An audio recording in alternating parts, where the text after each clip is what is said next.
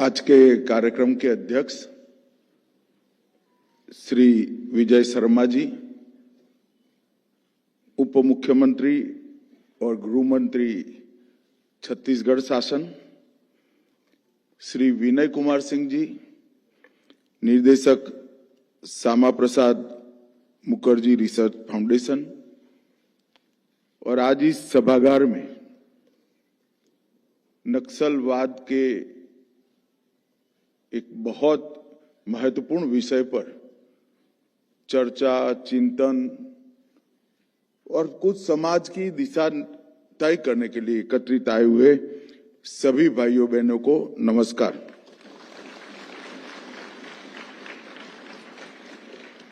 आज 4 सेशन में नक्सलवाद की दोनों पहलू, सुरक्षा और विकास, इस पर चर्चा हुई। जैसे संचालिका महोदया ने बताया, ऐसे इसके पहले के सेशन में जो भुक्तभोगी हैं, जिन्होंने नक्सलवाद की विभीषिका को अपने जीवन में भोगा है, सहन किया है, ऐसे लोगों से भी यहां परिचय कराया गया। आज यहां पर इस चर्चा का आयोजन मैं श्यामा प्रसाद मुखर्जी रिसर्च फाउंडेशन को बहुत बहुत साधुवाद देना चाहता हूं कि इन्होंने बहुत उचित समय पर इस चर्चा का आयोजन किया है। मैंने ही एक स्टेटमेंट दिया है कि 31 मार्च 2026 तक ये देश नक्सलवाद से मुक्त हो जाएगा। बहुत सारे लोग ऐसा मानते हैं कि नक्सलवाद की हथियारी गतिविधियां समाप्त होने के साथ ही नक्सलवाद की समस्या समाप्त हो जाएगी, मगर ऐसा है नहीं। इस देश में नक्सलवादी समस्या क्यों पनपी, क्यों बढ़ी, क्यों विकसित हुई, इसका वैचारिक पोषण किसने किया? और जब तक भारत का समाज ये थियोरी का, ये नक्सलवाद के विचार का वैचारिक पोषण, लीगल समर्थन और वित्तीय पोषण करने वाले समाज में बैठे हुए लोगों को समझ नहीं लेता है और उन लोगों को हम वापिस नहीं लाते हैं, तब तक नक्सलवाद के खिलाफ लड़ाई समाप्त नहीं हो जाएगी। हम हथियारी नक्सलियों को सरेंडर कर या हमारे जवान उनसे मुकाबला कर उनको अरेस्ट कर आमना सामना होगा तो न्यूट्रलाइज कर समाप्त कर सकते हैं, मगर ये विचार के लिए हमें आगे बहुत कुछ करने की जरूरत पड़ेगी। और उस दृष्टि से मैं यहां पर जो चर्चाएं हुई हैं उसको समय उचित भी मानता हूं और बहुत जरूरी भी मानता हूं।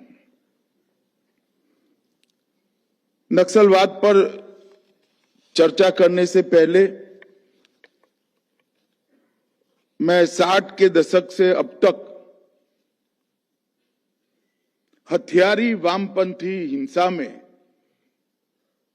जितने भी लोगों ने जान गंवाई है और जिन्होंने अपनों को गंवाया है, जिन्होंने शारीरिक इजाएं झेली हैं, वो सभी को विनम्रता पूर्वक उनके प्रति श्रद्धांजलि देना चाहता हूं, मेरा समर्थन व्यक्त करना चाहता हूं।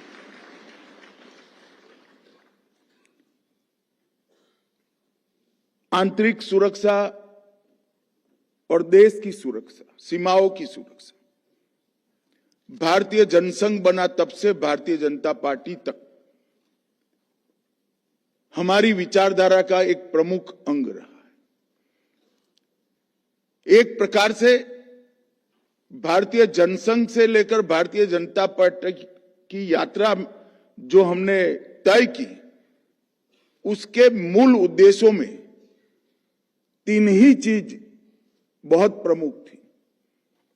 एक तो देश की आंतरिक और बाह्य सुरक्षा, दूसरा सांस्कृतिक राष्ट्रवाद और तीसरा भारतीय संस्कृति के सभी अंगों का पुनरुत्थान करना। ये तीन चीजों को लेकर हमने हमारी राजकीय यात्रा शुरू की थी। उसमें से एक बहुत महत्वपूर्ण विषय देश की आंतरिक और बाह्य सुरक्षा है। मगर मैं देश की आंतरिक सुरक्षा पर जरूर बात करना चाहता हूं। 2014 में पहली बार हमारे प्रधानमंत्री नरेंद्र मोदी जी के नेतृत्व में भारतीय जनता पार्टी की एनडीए की पूर्ण बहुमत की सरकार बनी और आज लगातार तीसरी बार मोदी जी के ही नेतृत्व में एनडीए की पूर्ण बहुमत की सरकार बनी।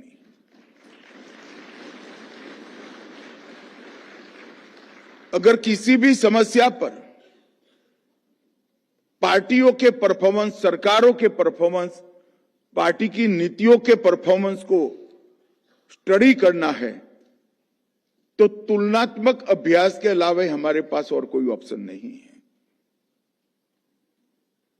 मैं नक्सलवाद पर बाद में बोलूंगा, परंतु जब मोदी जी ने इस देश के प्रधानमंत्री का पद संभाला तब इस देश की आंतरिक सुरक्षा की दृष्टि से तीन महत्वपूर्ण हॉटस्पॉट थे। एक जम्मू कश्मीर का क्षेत्र, दूसरा नॉर्थ ईस्ट और तीसरा वामपंथी कॉरिडोर। ये तीनों महत्वपूर्ण हॉटस्पॉट देश की आंतरिक सुरक्षा को छिन्न विछिन्न कर रखे थे और करीब करीब 5 दशक से 4 दशक से हजारों लोग ये तीनों जगह पे पनपी फैली अशांति के कारण अपनी जान गंवाए थे। संपत्ति का पारावार नुकसान हुआ था। देश के बजट का एक बहुत बड़ा हिस्सा गरीबों के विकास के लिए जाने की जगह ये हॉटस्पॉट को संभालने में जाता था और सुरक्षा बलों की भी अपार जान हानि हुई थी। मोदी जी के प्रधानमंत्री बनते ही, भारतीय जनता पार्टी का शासन आते ही ये तीनों हॉटस्पॉट पर ध्यान केंद्रित किया गया और लंबे समय की स्पष्ट रणनीति के आधार पर काम हुआ। मैं आज उसका परिणाम आपको बताना चाहता हूं। उत्तर पूर्व में सुरक्षा कर्मियों की मृत्यु में 4 से 14 के तुलना में 14 से 24 में 70% की कमी आई है। 70%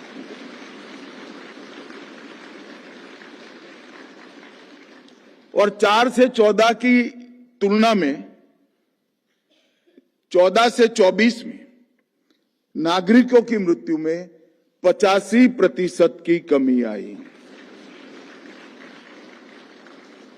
12 महत्वपूर्ण शांति समझौते कर हाथ में देश के दुश्मनों ने सप्लाई किए हुए ऑटोमेटिक वेपन लेकर घूमने वाले 10,500 युवाओं को सरेंडर कराकर मेन स्ट्रीम में लाने का काम भारतीय जनता पार्टी की सरकार।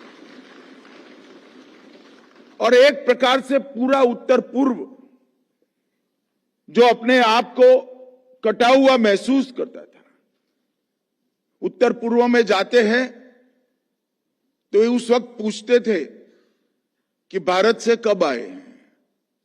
आज उत्तर पूर्व ट्रेन से जुड़ा, रेलवे से जुड़ा, वाटरवेज से जुड़ा,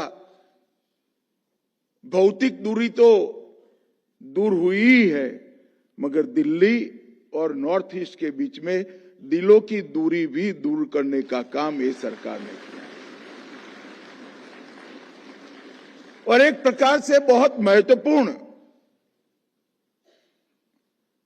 परिवर्तन आया। विद्यार्थी परिषद के कार्यकर्ता के नाते बहुत युवा अवस्था में सील की टीम का जब हम आव भगत करते थे तो उत्तर पूर्व की स्थिति मालूम पड़ती थी, मगर आज उत्तर पूर्व सरेंडर विद्रोहियों के बाद शांति के मार्ग पर आगे बढ़ा है, विकास के मार्ग पर आगे बढ़ा। उसी तरह से जम्मू कश्मीर 2019 में मोदी जी के नेतृत्व में धारा 370 को समाप्त कर दिया गया और उसके बाद सुनियोजित तरीके से विकास, शिक्षा, स्वास्थ्य, गरीबी उन्मूलन, ये सारी चीजों का जनता का विश्वास अर्जित करने में सरकार ने बहुत आयोजन के साथ उपयोग किया और वहां के टेररिज्म के सामने, पाक स्पॉन्सर्ड टेररिज्म के सामने एक सुनियोजित नीति के तहत काम किया गया। मैं परिणाम आपको बताना चाहता हूं। 2004 से 14 में जो 7,000 हिंसाएं होती थी, 7,300, इसकी जगह 1,800 हिंसक घटनाएं हुई हैं। सुरक्षा कर्मियों की मृत्यु में 65% की और नागरिकों की मृत्यु में 77% की कमी दर्ज की गई। देश का कानून, हर कानून वहां आज अमल में है। जम्मू कश्मीर के अंदर आजादी के बाद पहली बार पंचायत के चुनाव हुए। पंच, सरपंच, तहसील पंचायत, जिला पंचायत, और एक जमाने में 10,000 वोट से एमपी चुनकर आ जाते थे क्योंकि चुनाव का बहिष्कार होता था। वहां जिला पंचायत, तालुका पंचायत के अध्यक्ष के चुनाव में 99.8% मतदान हुआ। 2024 के चुनाव में भी आजादी के बाद सबसे ज्यादा, जब से कश्मीर की समस्या हुई 90 के दशक के बाद, तब से सबसे ज्यादा मतदान 2024 के चुनाव में जम्मू कश्मीर में हुआ। इसका मतलब है कि ये समस्या को हम धीरे धीरे सुलझाने के रास्ते पर बहुत मक्कम गति के साथ आगे बढ़ रहे हैं। आज का विषय है मित्रों, पशुपति से तिरुपति तक का उनका काल्पनिक रेल कॉरिडोर। मैं पहले एक वाक्य में बताना चाहता हूं। पशुपति से तिरुपति का नारा जब वो लगाते थे तब देश भर में, हम तो बहुत युवा थे, चिंता की लहर दौड़ जाती थी। कितना बड़ा भूभाग अगर हथियारी नक्सलियों के कब्जे में रहता है तो देश का क्या होगा। मगर आज कोई पशुपति से तिरुपति का नारा लगाता है तो लोग हंसते हैं कि भाई बचे ही कहां हो तो आगे कर लोगे। ये बहुत बड़ा परिवर्तन ये 10 साल में आए हैं। मैं नक्सलवाद के लिए बहुत स्पीड से बात करना चाहूंगा। करीब करीब 70 के दशक की शुरुआत में इस विचार का और हथियारी विद्रोह की शुरुआत हुई। 71 में स्वतंत्र भारत के इतिहास में सबसे ज्यादा 3620 घटनाएं हुई। 80 के दशक में पीपल्स वॉर ग्रुप ने महाराष्ट्र, मध्य प्रदेश, आंध्र, तेलंगाना, छत्तीसगढ़, यूपी, एमपी, झारखंड, बिहार और केरल तक इसका विस्तार किया। 80 के दशक के बाद वामपंथी गुटों ने एक दूसरे में विलय की शुरुआत की और 2004 में प्रमुख सीपीआई माओवादी गुट का गठन हुआ और नक्सली हिंसा ने बहुत गंभीर स्वरूप ले लिया।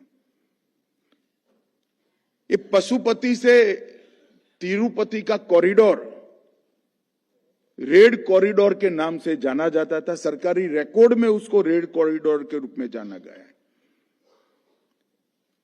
जैसा मैंने पहले कहा, झारखंड, बिहार, उत्तर प्रदेश, छत्तीसगढ़, उड़ीसा, महाराष्ट्र, तेलंगाना, मध्य प्रदेश और केरल, ये सब जगह फैला हुआ था। देश के भूभाग का 70% हिस्सा ये रेड कॉरिडोर में समाहित होता था। लगभग 12 करोड़ की आबादी नक्सलवाद की हिंसा की परछाई में अपना जीवन जी रही थी। एक प्रकार से उस वक्त की आबादी का 10% हिस्सा नक्सलवाद के दंश झेलकर अपना जीवन बिता रहा था और उसकी कंपैरिजन में दो जो और हॉटस्पॉट थे, कश्मीर 1% भूभाग आतंकवाद की चपेट में था और उत्तर पूर्व देश का 3.3% भूभाग उत्तर पूर्व की अशांति से ग्रस्त था। 1%, 3.3% और 17%। ये कितना विराट, कितनी बड़ी समस्या जम्मू कश्मीर और उत्तर पूर्व के कंपैरिजन में थी, ये बताने के लिए मैं एक बात करता हूं। शायद कुछ बुद्धिजीवी लोगों को मेरी बात पॉलिटिकल लगेगी, मगर मैं तथ्यों के आधार पर कहना चाहता हूं, जब तक वामपंथी दल बंगाल में सत्ता पर नहीं आए, तब तक नक्सलवाद वहां पनपता रहा। जैसे ही उनको सत्ता में आने की सुगबुगाहट हुई, नक्सलवाद वहां समाप्त हो गया। ये बहुत सूचक संयोग है जो हमें नक्सलवाद का कारण बताता है। मैं बाद में और भी इसकी मीमांसा करूंगा। जब 2014 में मोदी जी प्रधानमंत्री बने, भारतीय जनता पार्टी की सरकार बनी, मोदी सरकार ने संवाद, सुरक्षा और समन्वय तीनों पहलू पर काम करने की शुरुआत की और आज नतीजा ये है कि मैं विश्वास के साथ इतने बड़े फोरम में कह सकता हूं, 31/3/26 को इस देश में से हथियारी नक्सलवाद समाप्त।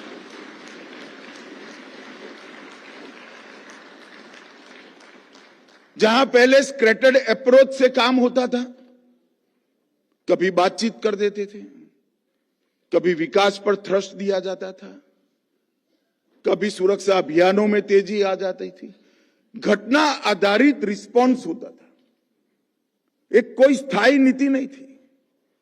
एक प्रकार से कहूं तो सरकार के रिस्पॉन्स का स्टीयरिंग नक्सलवादियों के हाथ में था। 14 के बाद सरकार के अभियानों का, सरकार के कार्यक्रमों का, सरकार के आयोजन का स्टीयरिंग भारत सरकार के गृह मंत्रालय के पास है। ये बहुत बड़ा नीतिगत परिवर्तन हुआ और वो परिवर्तन के कारण ही ये परिणाम मिला। स्कैटर्ड अप्रोच की जगह यूनिफाइड और रूथलेस स्ट्रेटेजी को अपनाने का काम भारतीय जनता पार्टी की सरकार ने किया और मुझे कोई संकोच नहीं है रूथलेस स्ट्रेटेजी पर शब्द प्रयोग करने में। हमारी सरकार की नीति है जो हथियार छोड़कर सरेंडर होकर आना चाहते हैं उनके लिए रेड कारपेट है। आइए भाई, आपका स्वागत है, आप मार्ग भूले हुए हमारे ही लोग हो। और सबसे अच्छा lucrative surrender policy Vijay ji बैठे हैं, छत्तीसगढ़ सरकार ने बनाया है, भारत सरकार ने बनाया है। सबका स्वागत है, हथियार छोड़ दीजिए। आए, आज भी मैं कहता हूं, हम किसी को मारना नहीं चाहते, मगर आप हथियार में लेकर निर्दोष आदिवासियों को मारना चाहते हैं तो मेरी सरकार का धर्म है इनको बचाना और आपका सामना। कोई कंफ्यूजन बगैर की नीति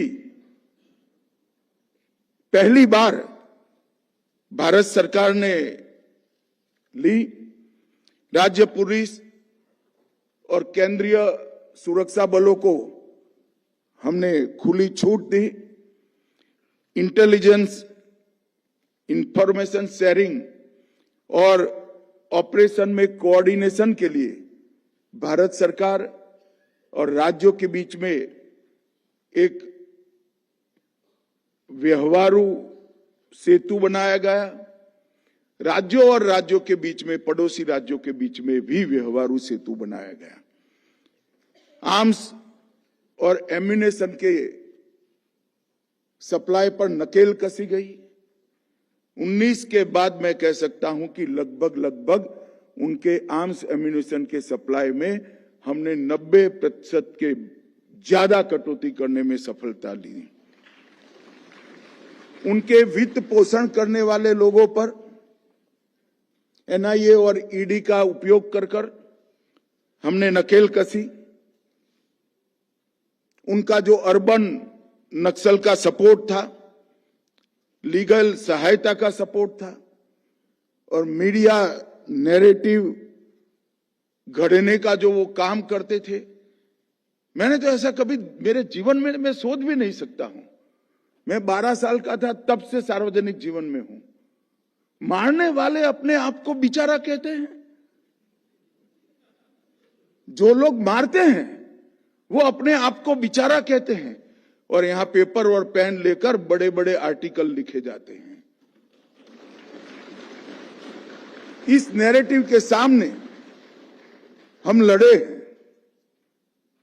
अदालतों में भी लड़े हैं और मीडिया की लड़ाई भी लड़े हैं।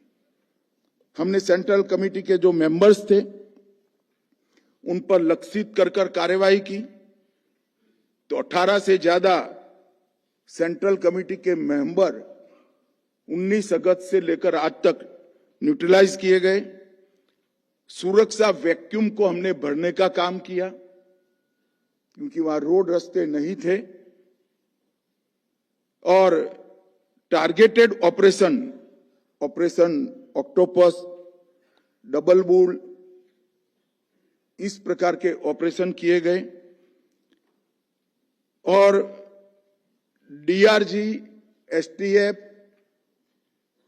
सीआरपीएफ और कोबरा चारों की संयुक्त ट्रेनिंग की भी हमने शुरुआत की और चारों दल साथ में मिलकर अभियान करते हैं और उसका चेन ऑफ कमांड भी अब स्पष्ट है, कहीं कोई कंफ्यूजन नहीं है।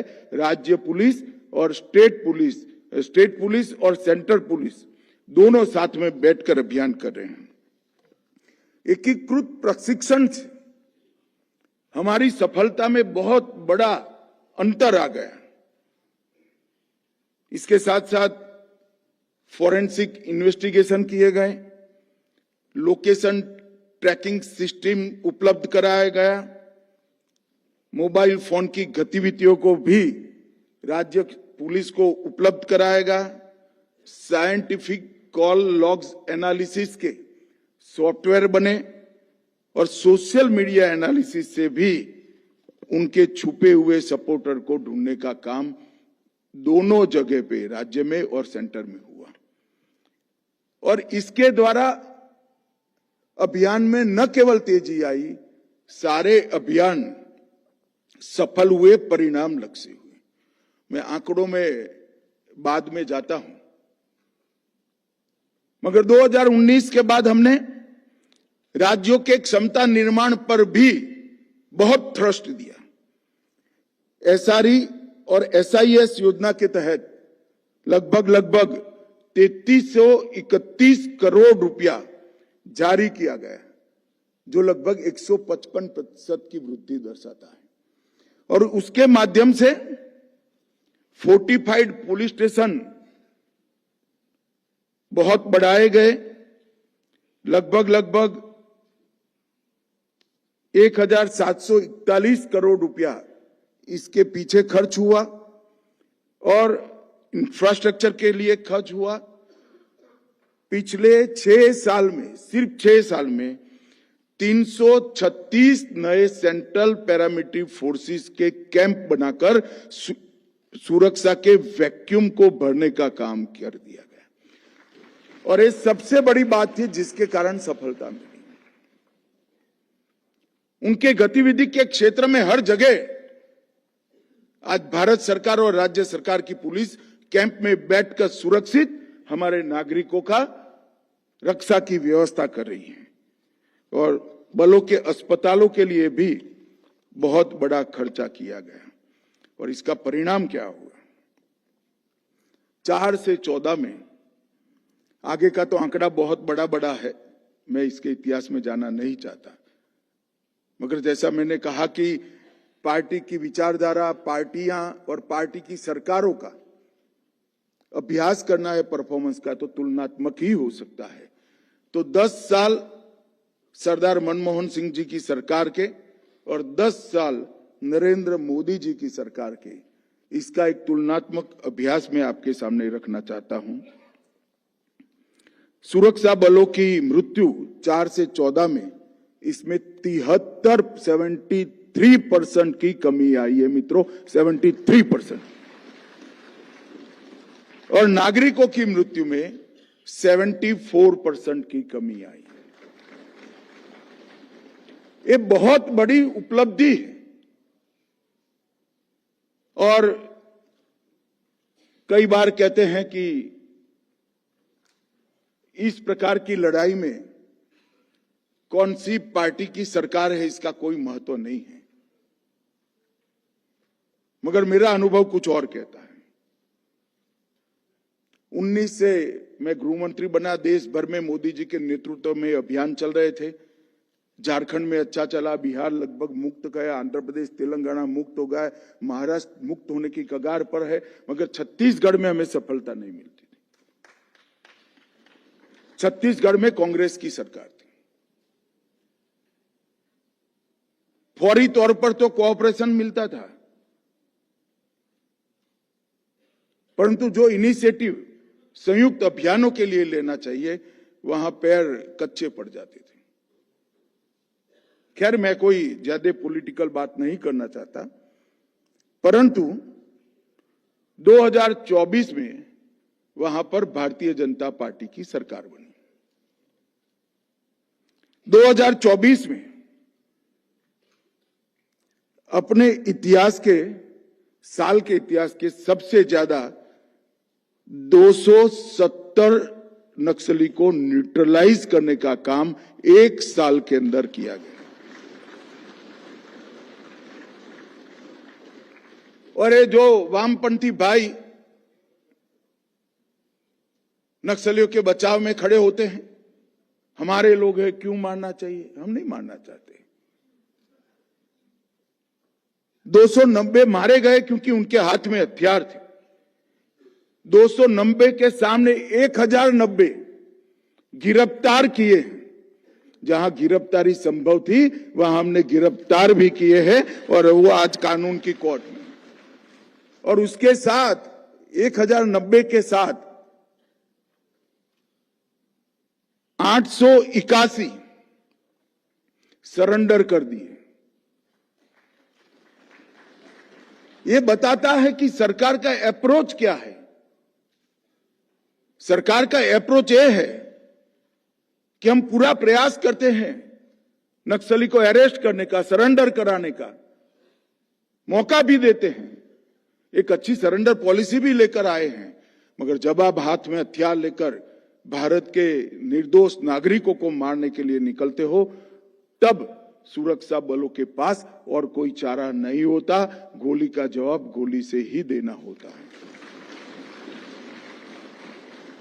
और 2025 दूसरा वर्ष छत्तीसगढ़ की सरकार बनने का, इसमें अब तक 2024 में पूरे वर्ष में 290 नक्सली न्यूट्रलाइज हुए थे और 2025 में आज की तिथि तक 270 नक्सलियों को न्यूट्रलाइज करने का काम किया गया।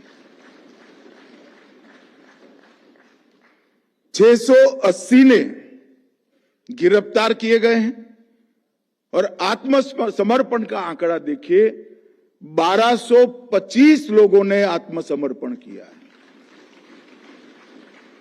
तो दोनों वर्ष में जहां हमने अभियान तेज किया, वहां आत्मसमर्पण और अरेस्ट की संख्या न्यूट्रलाइज से कई गुना ज्यादा है।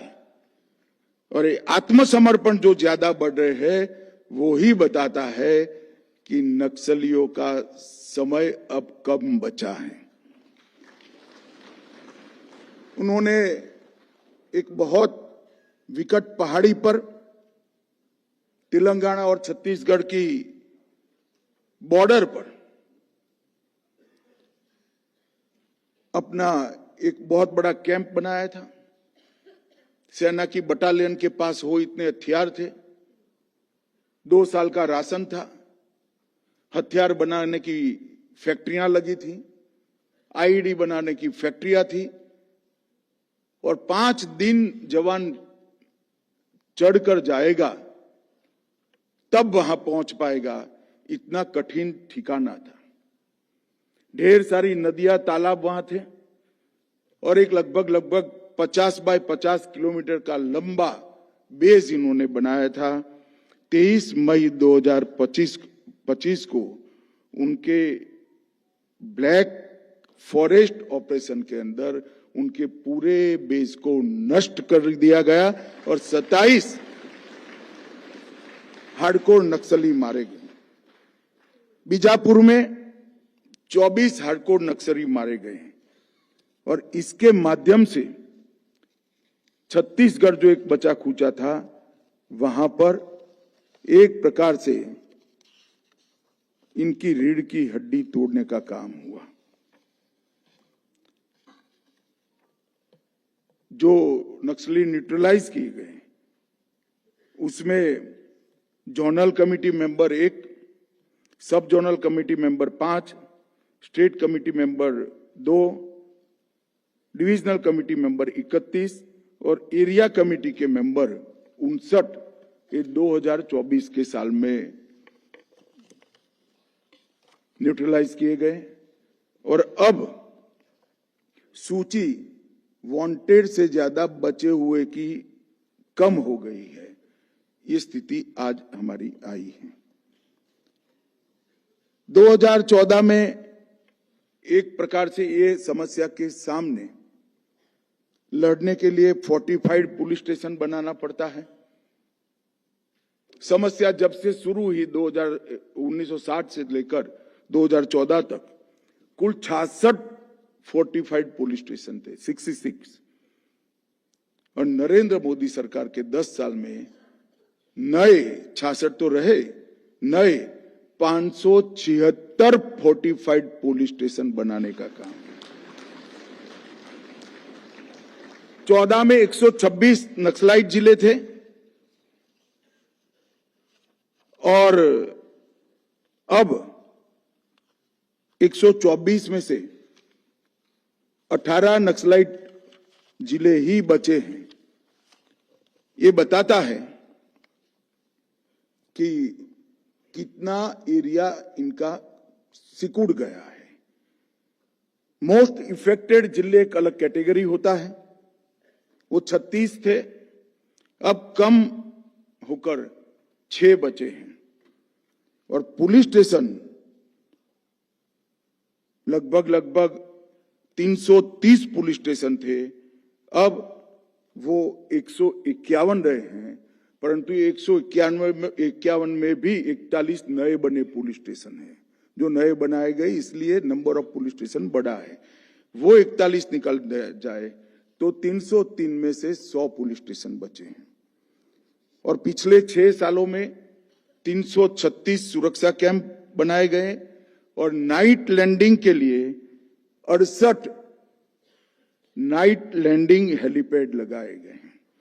भारत सरकार के मंत्रियों के लिए भी, मुझे भी रात को कहीं नाइट लैंडिंग करना है तो हेलीकॉप्टर की सुविधा नहीं है, मगर हमारे सीआरपीएफ के जवान के लिए हमने 76 नाइट लैंडिंग हेलीकॉप्टर बनाए।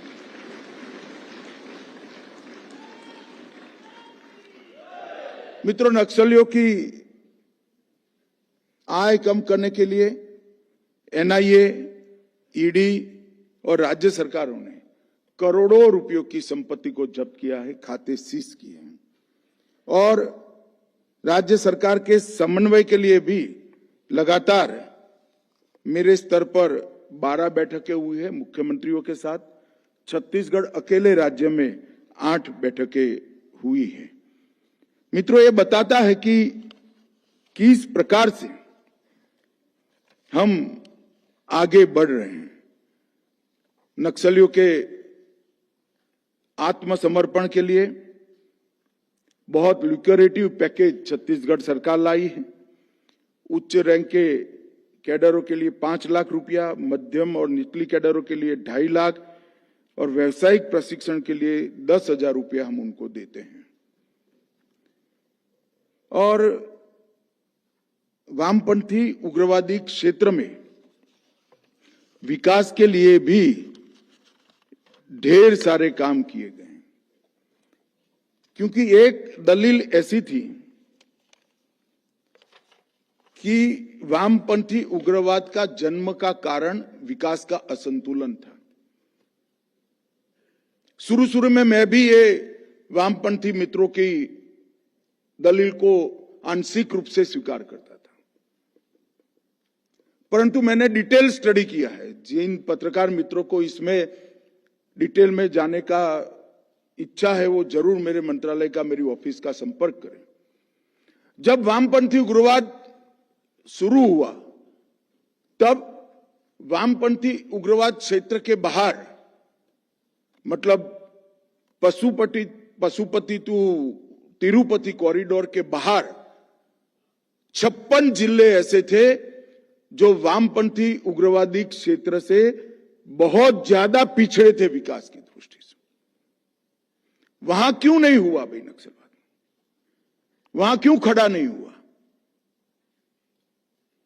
दुनिया भर में जहां जहां वामपंथी विचारधारा पनपी, वामपंथी विचारधारा और हिंसा का चोली दामन का रिश्ता रहा है। यही जड़ है नक्सलवाद।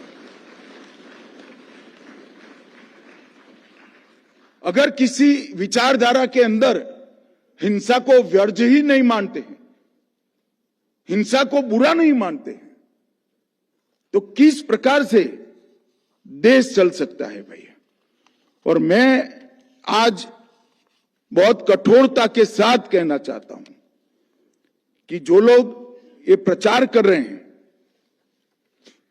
वामपंथी उग्रवाद का मूल कारण विकास है, वो देश को गुमराह कर रहे हैं। हमारे संविधान में हर प्रकार की व्यवस्था है। ट्राइबल कल्याण के लिए विशेष आर्टिकल्स बनाए गए हैं। इसकी जिम्मेदारी सीधी राष्ट्रपति महोदया और राज्यपालों को दी गई है। इनके लिए बजटरी प्रोविजन का प्रावधान है। इनके विकास के लिए ढेर सारी योजनाएं हैं। हम सबको मालूम है कि लंबी गुलामी के बाद हम आजाद हुए थे, संसाधन की कमी थी, एक साथ पूरे देश का विकास नहीं हो सकता, कुछ हिस्से पिछड़ गए थे, मगर अब ये सवाल नहीं है। 60 करोड़ गरीबों के लिए नरेंद्र मोदी जी अनेक योजना लेकर आए हैं। घर दिया, शौचालय दिया, घर में बिजली दिया, शुद्ध पीने का पानी दिया, 5 किलो अनाज दिया, 5 लाख तक का इंश्योरेंस दिया, घर में गैस दे दिया। एक कौन नक्सलवादी क्षेत्र में ये सारी सुविधाओं को कौन नहीं पहुंचने देता? मैं आज वामपंथी बुद्धिजीवी मित्रों को जो समर्थन करते हैं मूवमेंट का, उनको सीधा सवाल पूछना।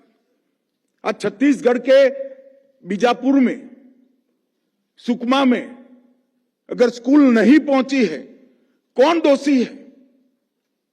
अटल जी के समय हर सर्व शिक्षा अभियान चला था, मोदी जी ने इसको पुख्ता किया। क्यों वहां स्कूल नहीं पहुंची? आप रोक कर बैठे थे, हथियार लेकर बैठ गए थे। देश भर में रोड की नेटवर्क बनी, वामपंथी क्षेत्र में क्यों नहीं बनी? क्योंकि आपने रोड के कॉन्ट्रैक्टरों की हत्या कर दी। देश भर में 5 किलो चावल मिलता है, वामपंथी क्षेत्र में वो चावल क्यों नहीं बना? उनका रेशन कार्ड क्यों नहीं बना? क्योंकि आप रोक कर बैठे थे। आप आदिवासियों का विकास नहीं चाहते हो भाई। आपके मन में इनकी चिंता नहीं है। आपके मन में चिंता है दुनिया भर में रिजेक्ट होती आपकी आइडियोलॉजी को वहां पर जिंदा रखने की चिंता है। और इसलिए ये जो अपप्रचार हो रहा है, ये अपप्रचार को हमें समझना होगा। मैं आज जो लोग आर्टिकल लिख कर मूवमेंट का, हथियारी मूवमेंट का समर्थन कर रहे हैं, उनको पूछना चाहता हूं, किसी भी हथियारी मूवमेंट का समर्थन संविधान के 4 कॉर्नर में जीते सभ्य समाज के लिए कैसे कर सकते हैं? देश में आप वैक्यूम खड़ा करना चाहते हैं, स्टेट का वैक्यूम, गवर्नेंस का वैक्यूम, संविधान का वैक्यूम और सिक्योरिटी का वैक्यूम। एक भ्रांति फैला रखी है कि हथियार हाथ में इसलिए लिए हैं कि वहां विकास नहीं होता। मैं अब तो ये कहना चाहता हूं, पहले भी कई सारे ऐसे क्षेत्र थे जहां विकास नहीं हुआ था। किसी ने हथियार लोकतांत्रिक तरीके से तहसील पंचायत, जिला पंचायत, विधानसभा, संसद के माध्यम से विकास किया। मगर अब तो मैं कहना चाहता हूं, क्योंकि वहां विकास नहीं पहुंचा है, इसका एकमात्र कारण ये वामपंथी विचारधारा है और कुछ नहीं। और विश्व के भी कई उदाहरण हैं, कोलंबिया, पेरू, कंबोडिया, जहां हिंसा के सहारे आइडियोलॉजी को फैलाया गया। भारत में ये अब संभव नहीं है। यहां पर नो न्यूसेंस वाली नरेंद्र मोदी सरकार है, ये हो नहीं सकता। इन्होंने इसके फैलाने के लिए एक स्ट्रेटेजी अपनाई। पहला निशाना उन्होंने संविधान और न्याय व्यवस्था को बनाया और संवैधानिक वैक्यूम खड़ा किया।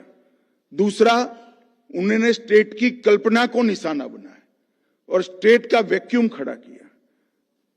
जो कुछ भी इनके साथ जुड़े नहीं, वो ट्राइबल को स्टेट का इन्फॉर्मर बनाकर जनता ना अदालत में फांसी की घोषणा कर दी। मैं आज इनका समर्थन करने वाले सभी एनजीओ को और बुद्धिजीवियों को पूछना चाहता हूं, भारत के संविधान के तहत किसी आइडियोलॉजी के अनुयायियों की जनता ना सरकार और जनता अदालत, इसको क्या आप स्वीकार करते हैं? शार्प क्वेश्चन का जवाब देना चाहिए जो इसका समर्थन करते हैं। क्या आपको भारत की अदालतों पर विश्वास नहीं है? चुनकर आई हुई सरकारों पर विश्वास नहीं है? इन्होंने पैरेलल गवर्नमेंट बनाई। इनका रक्षा मंत्री होता है, गृह मंत्री होता है, वित्त मंत्री होता है। किस प्रकार से इसका समर्थन किया जा सकता है? मैं तो जो लोग लिखते हैं उनको भी कहना चाहता हूं, भैया देश के कल्याण के लिए अपनी आइडियोलॉजी से थोड़ा ऊपर उठ जाओ और अब बस करो, बहुत हो गया।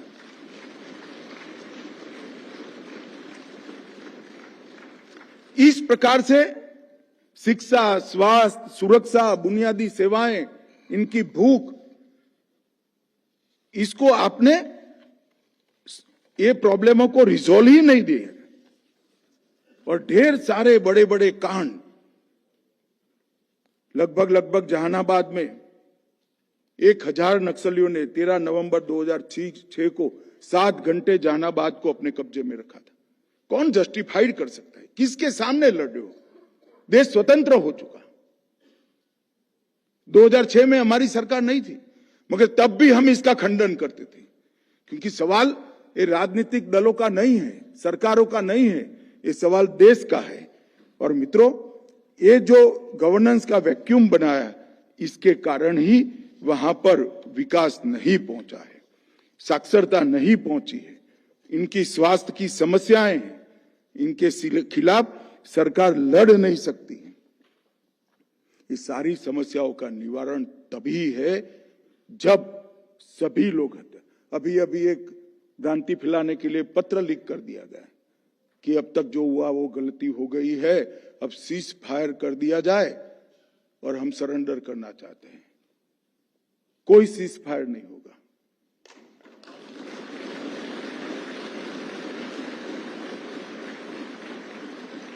और मेरे वाक्य को मैं एक्सटेंड करना चाहता हूं, सरेंडर करना है तो सीज फायर करने की जरूरत ही नहीं है, हथियार डाल दो, पुलिस एक भी गोली नहीं चलाएगी, आपको रीएस्टैब्लिश करेगी। और जैसे ही पत्र आए सब लोग कूद पड़े। हमने ऑपरेशन ब्लैक फॉरेस्ट कराया। ये सारी वामपंथी पार्टियां अब तक ये वामपंथी हिंसा से कन्नी काटती थी सार्वजनिक रूप से, मगर जैसे ही ऑपरेशन ब्लैक फॉरेस्ट हुआ, उनकी सारी छद्म सिंपैथी एक्सपोज हो गई। उन्होंने पत्र लिखा, प्रेस नोट दिया कि ऑपरेशन ब्लैक फॉरेस्ट तुरंत बंद कर दिया जाए। वामपंथी राजनीतिक रजिस्टर्ड दलों ने प्रेस नोट दिया, सीपीआई और सीपीआईएम ने दिया है। क्यों भाई, क्यों बचाना है उनको? और कब तक गरीब लोगों पर अभी इसके पहले आपने देखा, विजय भाई मेरे घर पर पीड़ितों को लेकर आ रहे थे, पूरी रात सो न पाए ऐसी स्थिति हो गई थी। किसी बच्ची का पैर उड़ गया, किसी किसान का पैर उड़ गया, किसी का माँ बाप दोनों मर गया। कौन जिम्मेदार है इसके लिए? वो भी तो ट्राइबल है। और उनके ह्यूमन राइट के लिए क्यों एनजीओ आगे नहीं आते हैं? ये आर्टिकल बड़े बड़े लिखकर हमें एडवाइस देने वाले सारे लोग, वो विक्टिम ट्राइबल के लिए कभी एक आर्टिकल लिखा है क्या? वो मानवीय नहीं है, वो भारत का नागरिक नहीं है, वो ट्राइबल नहीं है। इसकी चिंता क्यों नहीं होती है? आपकी सिंपैथी और संवेदना इतनी सिलेक्टिव क्यों है? मैं पूछना चाहता हूं सारे लोगों को कि आपकी सिंपैथी क्यों सिलेक्टिव है? ये विक्टिमों के प्रति क्यों नहीं है? और मित्रों, मैं विकास का भी बात करना चाहता हूं। लगभग 2014 से 24 में ये जवाब है उन लोगों को जो कह रहे हैं विकास के कारण वामपंथी उग्रवाद चालू हुआ था। वामपंथी उग्रवाद विकास के कारण चालू नहीं हुआ था, वामपंथी उग्रवाद के कारण विकास रुका था। अब 2014 से 25 तक 12,000 किलोमीटर सड़कें वामपंथी उग्रवादी क्षेत्र में हमने बनाने का काम किया। 12,000 किलोमीटर और 17,500 किलोमीटर की सड़कों के लिए बजट की स्वीकृति की। 6300 करोड़ से 5,000 मोबाइल टावर लगाए गए। इनका अधिकार है या नहीं दूरसंचार की क्रांति पर? 5,000 टावर लगाए। इसके साथ साथ 1,007 बैंक की ब्रांचें खोली गई, 937 एटीएम लगाए गए, 37,850 37,850 बैंकिंग कॉरेस्पॉन्डेंस बनाए गए हैं जो मोदी जी की योजनाओं का लाभ उन तक पहुंचाते हैं, और 5899 डाकघर खोले गए हैं, 850 स्कूल्स खोली गई है और 186 अच्छे स्वास्थ्य केंद्र खोले गए हैं। और हमारी छत्तीसगढ़ सरकार नियत नीला नार ये अभियान के तहत आयुष्मान भारत कार्ड बनाना, आधार कार्ड बनाना, वोटिंग कार्ड बनाना, स्कूल बनाना, राशन की दुकान स्वीकृत करना, आंगनवाड़ी स्वीकृत करना, उप स्वास्थ्य केंद्र बनाना, हाई मास्क लाइटें लगाना, ये सब काम में लगी हैं। और मैं आपको बताता हूं, प्रधानमंत्री आवास योजना पूरी फाइनल हो गई थी, फिर हमारा छत्तीसगढ़ में फाइनल अभियान चालू हुआ, ढेर सारे लोग सरेंडर हुए, नए गांव मुक्त हो गए नक्सलवाद से। वहां से मैं विजिट के लिए गया था, जाते जाते विजय भाई ने मुझे एयरपोर्ट पर एक कागज पकड़ा दिया कि अगर 15,000 प्रधानमंत्री आवास अप्रूव हो जाते हैं तो हम सारे नक्सल क्षेत्र में आदिवासियों को पक्का घर दे सकते हैं। मुझे बड़ा, मैं उनको तुरंत प्रॉमिस कर नहीं आया था, मुझे लगता था कि बजट हो गया, सब आवंटन हो गया। जैसे ही प्रधानमंत्री जी को बात किया, एक क्षण के अंदर 15,000 आवास इन्होंने अप्रूव कर दिए।